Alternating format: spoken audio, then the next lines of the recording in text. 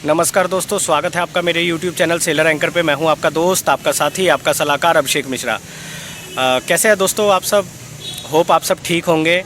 अभी यहाँ पे बहुत तेज़ बारिश हो रही थी और अभी धूप आने लगे। दोस्तों आज की जो मैं ये वीडियो लाया हूँ, ये वीडियो रिगार्डिंग लाया हूँ कि इंटरव्यू, जो कंपनी के इंटरव्यू होते हैं या फिर कोई कंपनी, बड़ी कंपनी, टैंकर हो, बल्क कैरियर हो, गैस कैरियर हो, किसी भी कंपनी का आप इंटरव्यू देते हैं, उस इंटरव्यू में कौन कौन से सवाल पूछे जाते हैं। मेनली यही चीज़ है, किस टाइप के क्वेश्चंस पूछे जाते हैं, आपका मतलब आईक्यू लेवल देखा जाता है। तो दोस्तों इसके बारे में मैं आज आप लोगों से डिस्कस करने चाहूँगा, जो इंटरव्यू में किस टाइप के सवाल पूछे जाते हैं।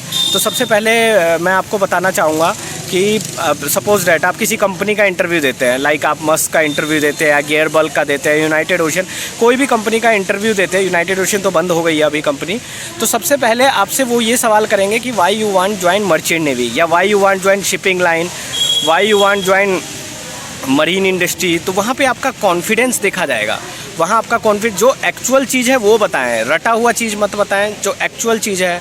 अब आप ये भी बता सकते हैं, the career of merchant navy is financially rewarding and satisfying the job, we can move around the world and earn money within the short period of time. इस तरीके के आंसर जब आप देंगे तो आपका कॉन्फिडेंस लेवल हाई हो जाता है। अगर आप कहेंगे कि नहीं सर, मैं पैसा कमाने के लिए ज्वाइन करना चाहता हूँ या मैं घूमने के लिए ज्वाइन कर, इस तरीके से मतलब जो आपका पहला क्वेश्चन है वो आपका 70% जो कॉन्फिडेंस है वो डेवलप करता है।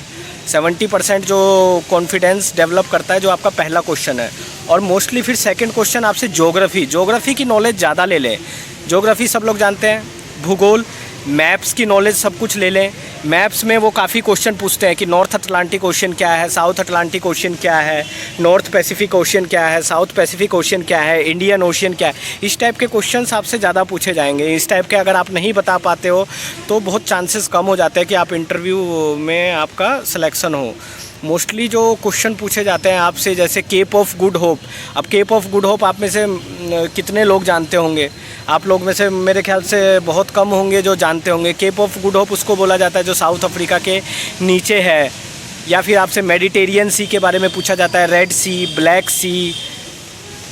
इस तरीके से आपसे सी के बारे में नॉलेज लिया जाता है कि आप थोड़ा बहुत उसकी बेसिक चीज़ें जानते हो कि नहीं जानते हो। या फिर रिवॉल्विंग स्टॉर्म क्या है, स्टॉर्म क्या है। इस तरीके के क्वेश्चंस आपसे पूछे जाते हैं। इस तरीके के क्वेश्चन आपसे पूछे जाते हैं और अगर आप आंसर नहीं दे पाते हो तो रियली मतलब काफ़ी चांसेस दोस्तों कम हो जाता है। उसके बाद रिग्रेट फील हो के कोई फ़ायदा नहीं कि हम नहीं बता पाए। तो आपको मोस्टली ये आंसर्स देने पड़ेंगे, ये सारे क्वेश्चंस के आंसर आपको देने पड़ेंगे। जो भी क्वेश्चन आपसे किया जाएगा वो सारे आपको इंटरव्यू में बेसिकली कॉन्फिडेंस, वहाँ पर ऐसा नहीं है कि आपको कैलकुलस का कोई क्वेश्चन पूछा जाएगा या फिर आपसे परम्यूटेशन एंड कॉम्बिनेशन का क्वेश्चन पूछा जाएगा या फिर आपसे कोई ऐसा बड़ा न्यूमेरिकल पूछा जाएगा। वहाँ पे जस्ट आपके बेसिक क्वेश्चन पूछे जाते हैं। ज्योग्राफी अच्छे से कर ले, सुएज कनाल क्या है, पनामा कनाल क्या है, सुएज कनाल किन दो नहरों को मिला के बनाया जाता है, कौन कौन से सी को, रेड सी और मेडिटेरियन सी को बनाया मिल के सुएज कनाल आता है, पनामा कनाल क्या है, कील कनाल क्या है। इस तरीके से जो भी क्वेश्चंस अगर आपसे पूछे जाते हैं इनके एग्जैक्ट आंसर दें। वो क्या सुनना चाहता है, आपका कॉन्फिडेंस लेवल जो है वो सुनना चाहता है। व्हाट इज़ आर्किमिडीज प्रिंसिपल, ये ज़रूर पूछा जाता है मोस्टली कंपनी के इंटरव्यू में और इसमें भी लड़के फेल हो जाते हैं। इसमें जो फ्लूइड वर्ड है उसकी जगह वाटर बोल देते हैं तो सिलेक्शन वहीं पे चांसेस काफ़ी कम हो जाते हैं। तो इस तरीके के कुछ टिप्स हैं दोस्तों, वो आपको आपका जो बूस्टअप लेवल है हाई तभी होगा जब आप एग्जैक्ट आंसर देंगे, कॉन्फिडेंस देंगे, वेल ड्रेस्ड होंगे। अब कहीं ये जीन्स और टी शर्ट में चले जाते हैं इंटरव्यू देने तो भी चांसेस काफ़ी कम हो जाते हैं। दोस्तों आपको इंटरव्यू, अगर कोई भी कंपनी का आप इंटरव्यू देने जाते हैं तो प्रॉपर यूनिफॉर्म पहन के जाएँ, टाई वगैरह लगा के जाएँ, प्रॉपर वेल डिसिप्लिन में, वेल मैनर, वेल बिहेवियर में जाए, तभी आपका सिलेक्शन हो पाएगा किसी भी इंटरव्यू में। अगर आप प्रॉपर वेल डिसिप्लिन तरीके से नहीं जाएंगे तो चांसेस आपके काफ़ी कम हो जाते हैं। तो इन चीज़ों का आपको ध्यान रखना है। कोई भी कंपनी का इंटरव्यू देने जाते हैं, ड्रेसिंग सेंस सही रखना है, आपका स्पीकअप पावर सही होना चाहिए, स्पीकअप प्रोग्राम सही होना चाहिए, आपकी आवाज़ नहीं निकलती है, वहाँ पे आप थोड़े मतलब हेजिटेट हो जाते हो या फिर क्वेश्चन आपको समझ में ही नहीं आता है, सिंपल सा इंट्रोडक्शन वगैरह में काफ़ी कंफ्यूज हो जाते हो।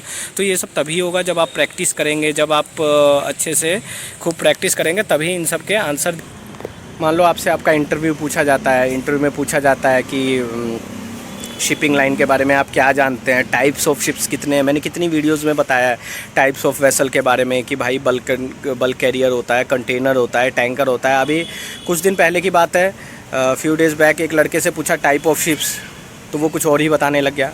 टाइप ऑफ शिप्स के बारे में उससे पूछा गया, वो पता नहीं कुछ पनडुब्बी वनडुब्बी के बारे में बताने लगा, इंडियन नेवी के बारे में। तो दोस्तों टाइप ऑफ वेसल्स अगर आपसे पूछा जाता है तो bulk carrier, container, tanker, product tanker, gas tanker, इस तरीके से ऑफशोर वेसल्स, तो ये सब आपको रिप्लाई देना होगा। जो रिलेवेंट रिप्लाई है आपका शिपिंग इंडस्ट्री से, वो आपसे सुनना चाहते हैं। बेसिक नॉलेज, अगर आपकी बेसिक नॉलेज काफ़ी वीक होगी तो बहुत डिफ़िकल्ट हो जाता है फिर वो मतलब ज्वाइन करने के लिए। तो मेरी इन बातों का ध्यान रखना है। टाइप ऑफ वेसल्स के बारे में, टाइप ऑफ शिप्स के बारे में, सीडीसी क्या है, सीडीसी की फुल फॉर्म क्या है, इंडोस नंबर क्या होता है, डॉक्यूमेंटेशन क्या होता है, कौन कौन सी रैंक होती है, एक शिप पे टोटल क्रू मेंबर कितने होते हैं। तो ये सब चीज़ें मैं हर वीडियोज़ में आपको मोस्टली वीडियोज़ में बताता हूँ।